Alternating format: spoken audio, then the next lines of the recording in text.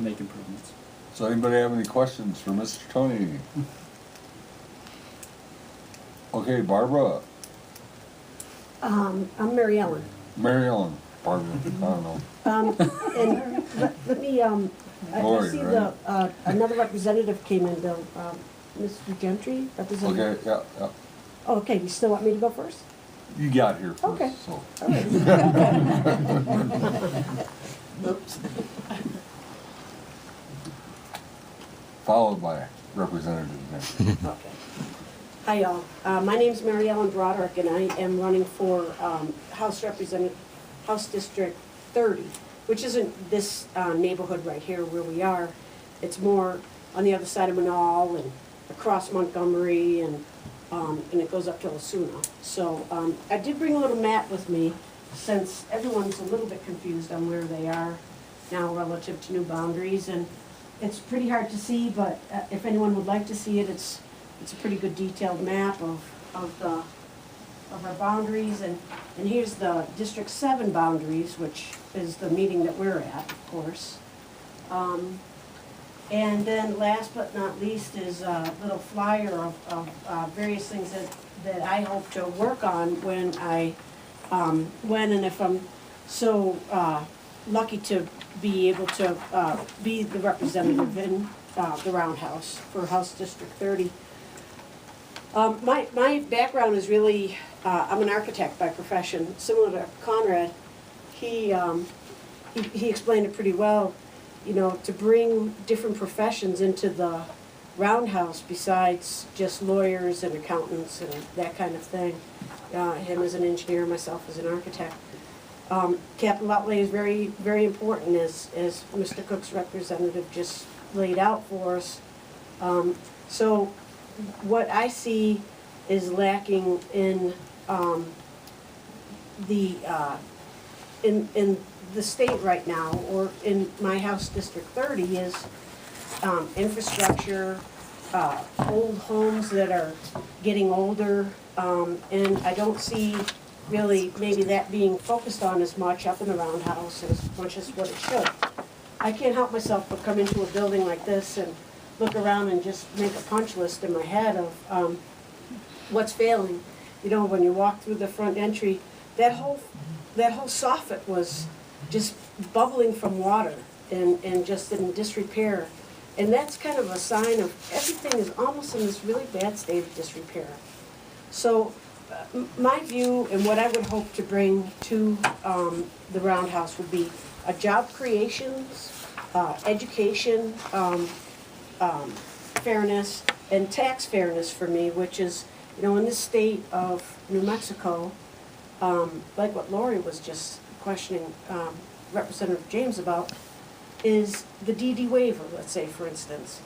You know, we tax everyone that makes $24,000 or more the same rate of 4.9%.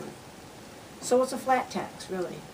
And I think that maybe if you're making $2 million in the state, or even, you know, lower than that, you should maybe have to pay a little bit more.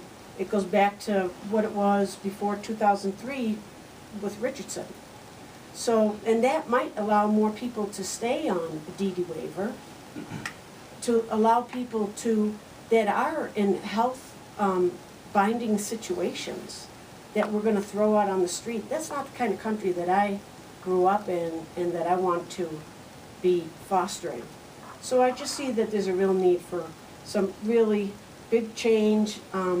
I hope my negotiating skills from being an architect and working with contractors and working with engineers can become, you know, an asset for me to be able to negotiate and be a good hand on the table for what is to come.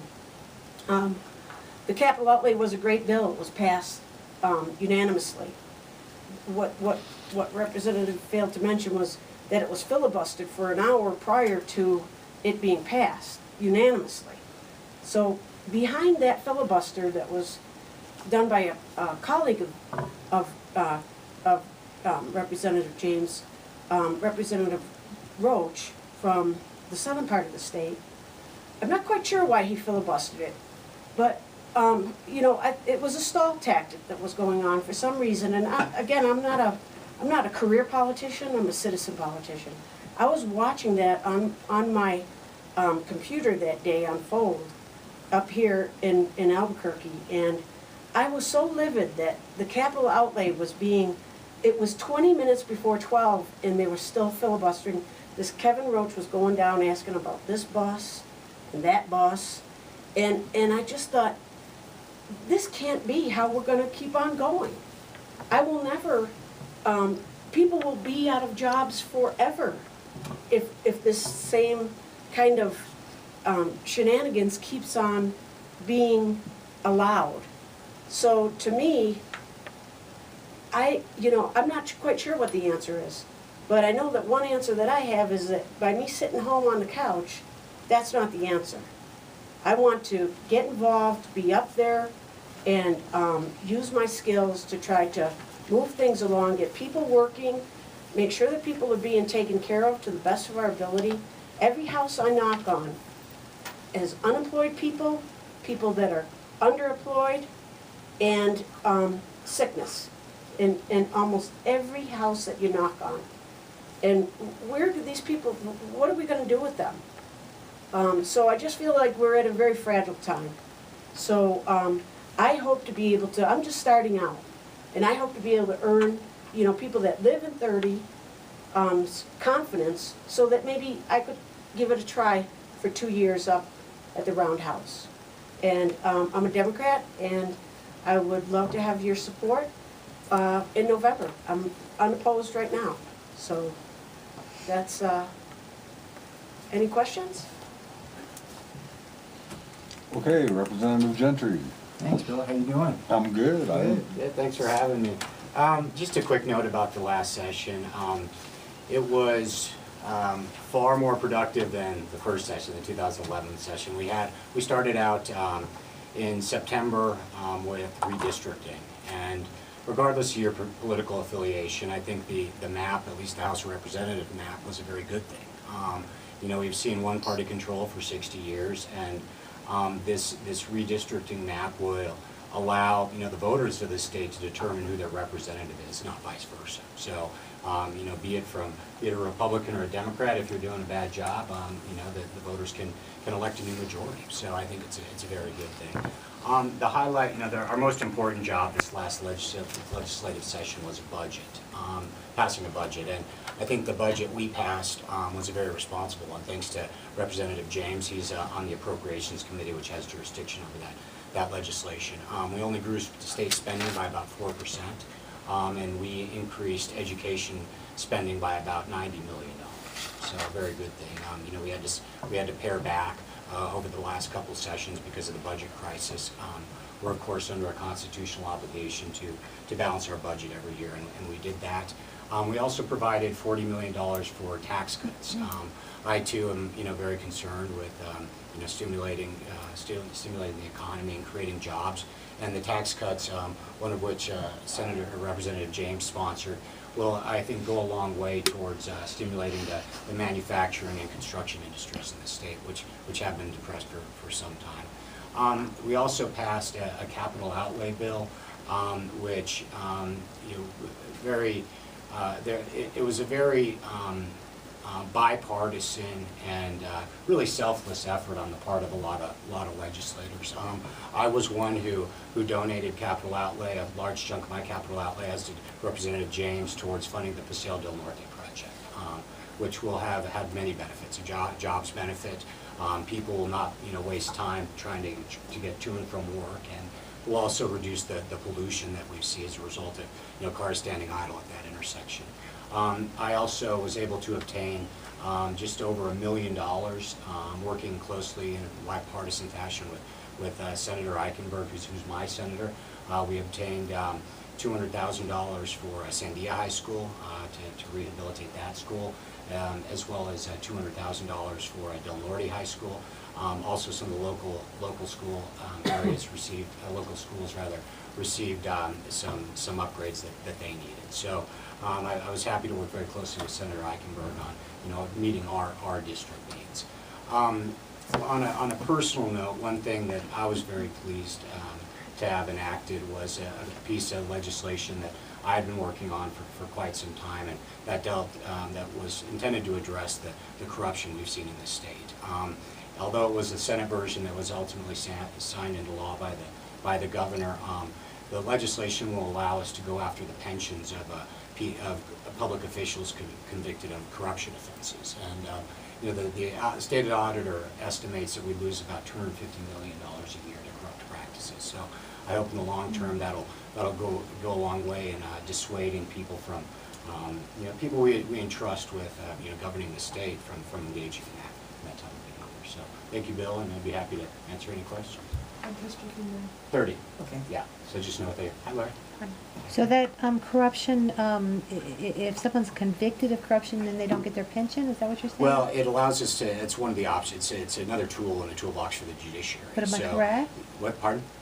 Is that what they can do if they're convicted? Right. Then So they not lose their pension? Well, yeah. Go after the prosecutor has the option to go after the pension and the salary. Like to paid. pay back? Right. Oh, okay. In the form of All right. restitution. Oh, Right now, cool. for example, we're paying Manny Aragon's pension. You know, ripped off the state for, you know. Really? Yeah. Heretofore. No, I don't you- know why I said that, I'm sorry. Yeah. No, heretofore, there's a statutory prohibition against going after the pensions for restitution. So. Yeah, it's like the NFL, where O.J. Simpson still gets his pension, whatever He he wasn't did. convicted. He was the last time. Okay. That was in civil court. Civil. No, that was in the No, criminal no. court Oh, in in Nevada Nevada. for the- Oh, that's right, you're Yeah, right, it's I a forgot different about that case. whole thing, yeah, that was, yeah. I was gonna ask one question. Okay, let's talk about O.J. Simpson. Can you give me your rough boundaries so I can figure out if you're my Somebody have a representative map of that now? Right. So, There. The street names would make more sense to most of us. right. So the southernmost boundary now is really Candelaria. Okay, so Okay, you're and then way the- above where we live. Yeah, the easternmost boundary is Eubank, and the northernmost boundary is in this area here is just Academy, but kind of the remainder is really So we're Osuna over Spain. in West? 25. Who's, West is this 24? 20, Didn't you get 25 is P. Crow, but she retired. So so we How far have do no we go west? representative at the you're a moment. man without a home right now. A lady You don't without a know home. where you are? Yes, I know where I am. We're over in 25. So am I. Here's So a we bigger have no map that representative. shows more of the districts. So is Yeah. that where You I do am until too? November. No, you're in, So where am I? Nobody This is knows where they are. Alabama. I don't think I'm in D7 anymore, actually. I think you're in 24 or 21. You're still. But I lost some at Council District 4, Council District 4, and I'm very pleased that I picked up a lot more at Council District 7. Good trade. Now, what was District 4? Who was that? You guys are, Pardon? really? Who was District 4? Council District 4 is Redwood. Do you not have a Right. neighborhood association anymore? Oh, no. Oh, the- yes, The, the- the neighbor. Council District. Yeah, but you The said you had neighborhood had associations meetings in a there. while. Anybody else for They Nate? decided to have What their was the meetings figure on that you Tuesday. threw out for and I bought one the Tuesday. amount of money that's spent on the corruption? The state auditor estimates that it's $250 million a year we lose A to year. corrupt practices. Well, you know, think we that- got nothing on Texas. Yeah. My brother lives there. County. It's really, really nasty. Anything else? Anybody else? I'm gonna pass around my card, so if there's anything, please call. So Eric, Janelle, right? is Julie still the president? Jill.